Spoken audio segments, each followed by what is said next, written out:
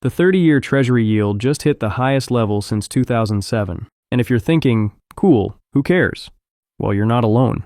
Because Treasury yields sound like the kind of thing that only matters to men in Patagonia vest, who drink $8 iced lattes and talk about risk-adjusted returns at dinner parties. But the reality is, hidden inside that number is the price of money, because that single number helps determine the borrowing cost on trillions of dollars of debt. And for the first time since 2007, it's flashing a signal we haven't seen in nearly 2 decades. But the real story isn't just the headline number you see on social media, it's the damage that number is quietly causing underneath the surface. And that damage is starting to surface in a $2 trillion asset class where the cracks are becoming harder to ignore. But here's the part that's strange. Even as interest rates are rising at the fastest pace in recent history, and signs of credit stress are materializing in the data, many of the players in the industry are still selling the idea that everything is under control, that this is all overblown, and the market remains as healthy as ever. But the reality is, those two things can't coexist. And that's what makes this so interesting, because this story has only just begun, and it's quietly unfolding right in front of our eyes in real time.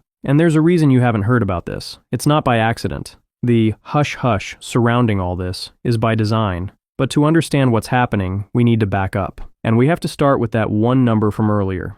Because when the 30-year Treasury spiked to over 5%, the United States had at least one thing going for it. At least there was company. Because the UK's 30-year just climbed to its highest level since 1998, while Germany's 30-year reached its highest level since 2011. And not only did Japan's 10-year rise to levels it hadn't seen since 1999, but Japan's 30-year is now sitting at an all-time high. So when 4 of the largest sovereign bond markets in the world start doing their best impression of Dogecoin after an Elon Musk tweet, it raises one very important question. What the fuck is happening? Because the bond market's supposed to be boring, it's supposed to be predictable, uneventful, and something your grandpa falls asleep watching. And that's why it often gets labeled as the adult in the room. But right now, while everyone's distracted watching stocks go vertical and the AI hype, the adult in the room quietly just pulled the plug on the party. And before we get into what higher yields actually mean for the economy and why investors are quietly freaking out, it's worth taking 30 seconds to explain what makes a bond yield move in the first place. Because the movement in the yields is the real story. What matters is the underlying mechanics of why they moved. The number you see in the headlines is just the symptom. And in its simplest form, a bond is just an IOU. It can be the government, a company, or anyone who wants to borrow money. They issue a piece of paper that promises to pay back a fixed amount at a fixed maturity date. People bid for that paper, and the price those buyers are willing to pay determines the yield. So the relationship between a bond's price and its yield are inversely related. If buyers are scrambling to buy the bond, the price gets bid up and the yield falls. If buyers aren't interested, the price has to drop to attract new buyers and the yield rises. Price down, yield up. Price up, yield down. That's the relationship between a bond's price and its yield. So when yields are rising across the board, it means buyers are demanding a higher return before they'll lock their money up.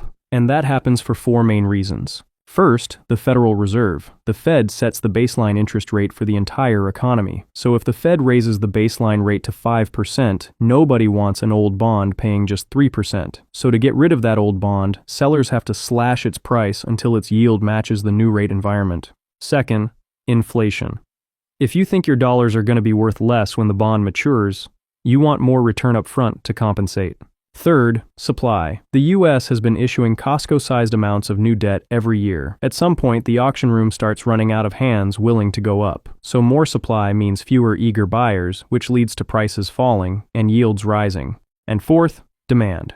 Foreign central banks, pension funds, sovereign wealth funds, the institutions that used to reliably show up at Treasury auctions. If they start to doubt that the US can pay back its nearly $40 trillion of debt, well, they start to pull back.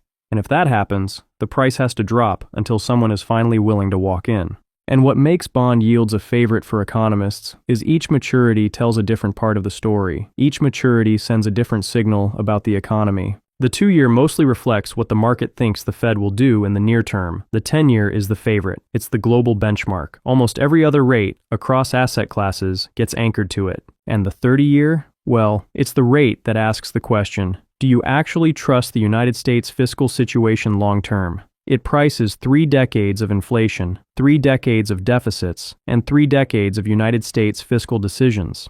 But while the long end of the yield curve is sitting at levels we haven't seen in nearly 2 decades, that's actually not even the scariest part, because if there's one thing the Federal Reserve has mastered, it's taking today's problems and handing them to tomorrow. But there's some problems that can't be passed off. Because what's causing the real pain right now is on the other end of the yield curve, the short end. And it's the short end that the Fed has their little greasy fingerprints all over. But before we get into that, a quick pause, because here's a number that stuck with me. Back in 2008, researchers at UC San Diego found the average American takes in roughly 100,000 words and 34 gigabytes of information every single day. And that was before the first iPad existed. Imagine what that number looks like now. So if you're like me, your Notes app is a graveyard of half-finished thoughts, and your voice memos are ramblings you never replay.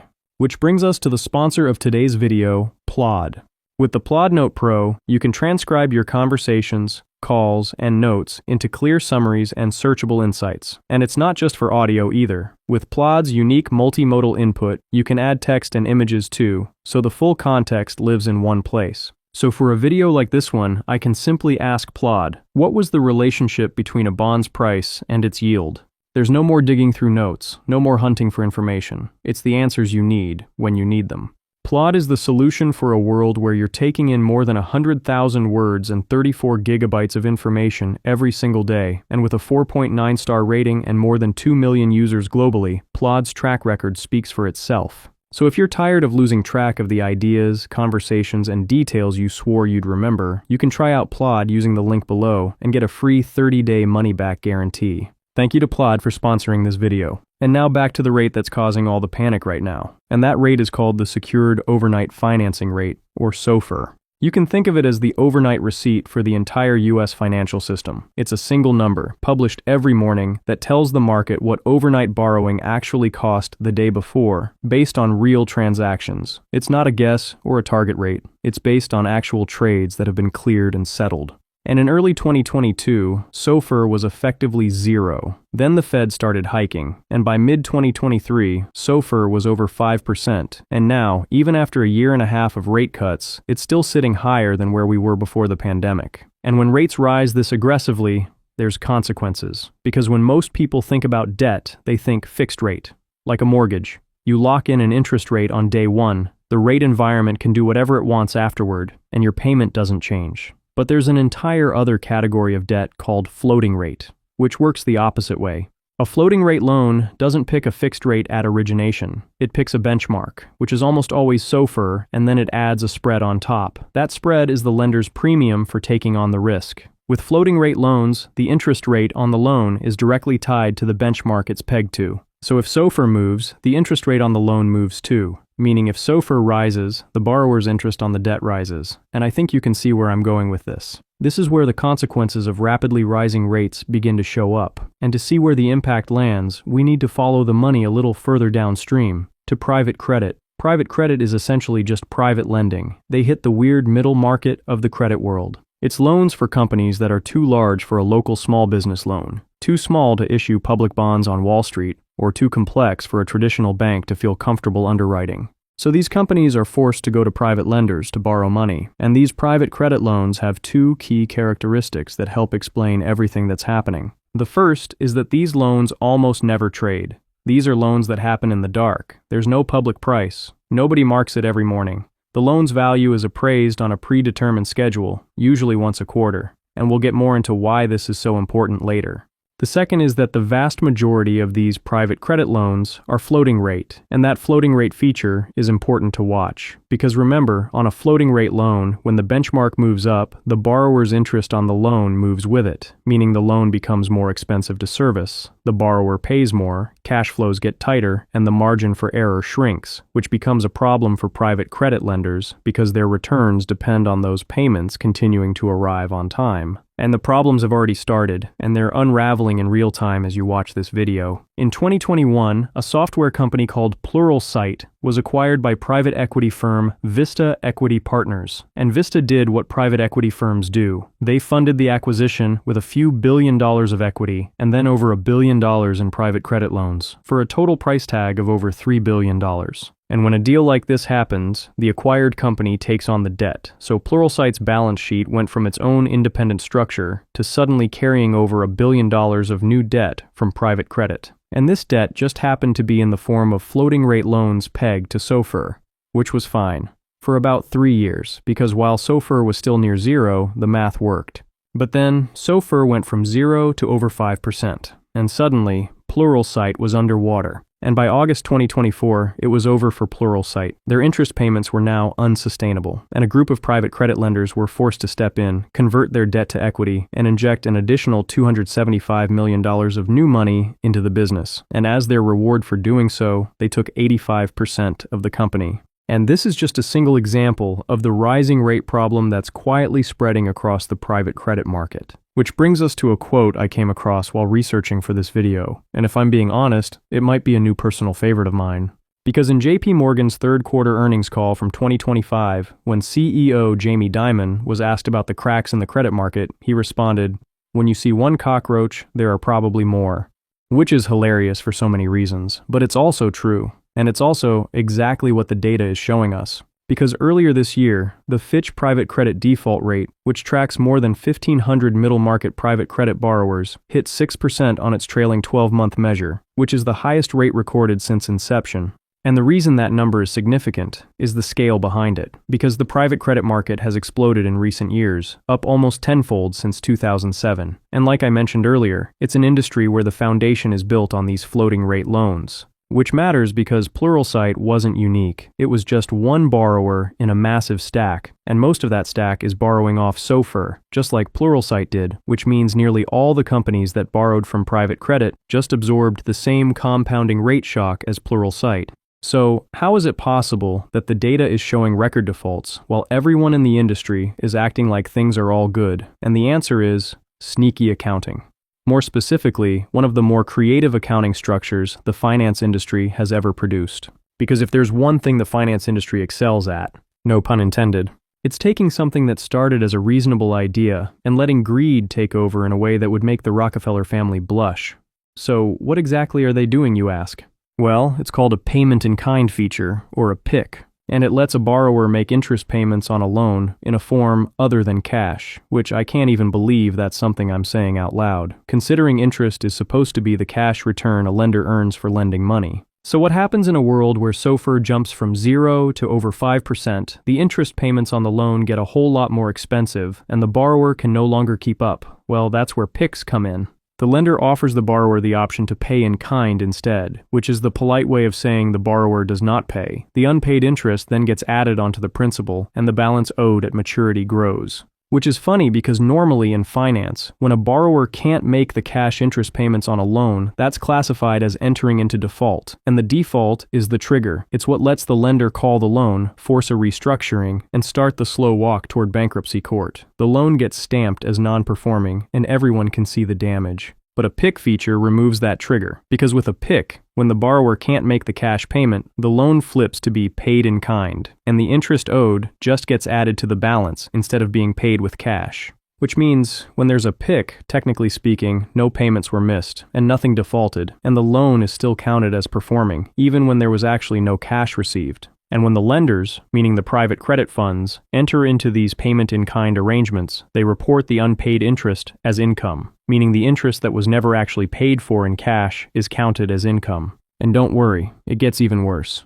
Because a significant portion of the private credit market operates through a type of investment vehicle called a business development company, or BDC. These funds follow specific regulatory rules, and in exchange they get favorable tax treatment, including zero corporate income tax. But to keep that tax status, they are legally required to distribute at least 90% of their taxable income to investors. And remember when I said in PIK arrangements, the unpaid interest is reported as income? Well, here's what all this looks like. A company sliding toward insolvency shows up on the books as a healthy, income-generating asset. The interest it cannot pay gets capitalized into the principal. The fund reports that capitalized interest as income, and because the fund is legally required to distribute 90% of its taxable income, it mails out a cash dividend to investors on money it never actually collected. So, the higher interest rates rise, the worse the borrower's financial position gets. The more interest they owe to the lender, the more income the private credit fund reports, and the larger the dividend it must send out, on cash that was never actually collected.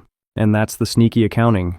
And it's been spreading rapidly. Around 11.5% of private credit loans now include PIK features, which is an increase of more than 72% since the end of 2021. And more than half of those were classified as bad PIKs, meaning the PIK feature was not part of the original loan. It was added later, likely after the borrower started struggling. And across the public funds in this asset class, meaning the business development companies, PIKs run on average around 8% of the fund's income. Meaning roughly 8 cents of every dollar these funds report as income is interest nobody actually paid in cash, and there's examples where it's much worse. Like FSKKR, who was running PIKs at more than 14.5% of their total investment income. And their non-accrual loans, meaning loans where borrowers have stopped making payments entirely, reached over 5%. And it's just like Jamie Dimon said on that October earnings call, when you see one cockroach, there are probably more. Because earlier this year, Fitch recorded 11 default events in a single month, nearly double the 2025 monthly average of 5.9. And of those 11 defaults, more than 60% of them involved the introduction of payment-in-kind interest instead of cash interest payments.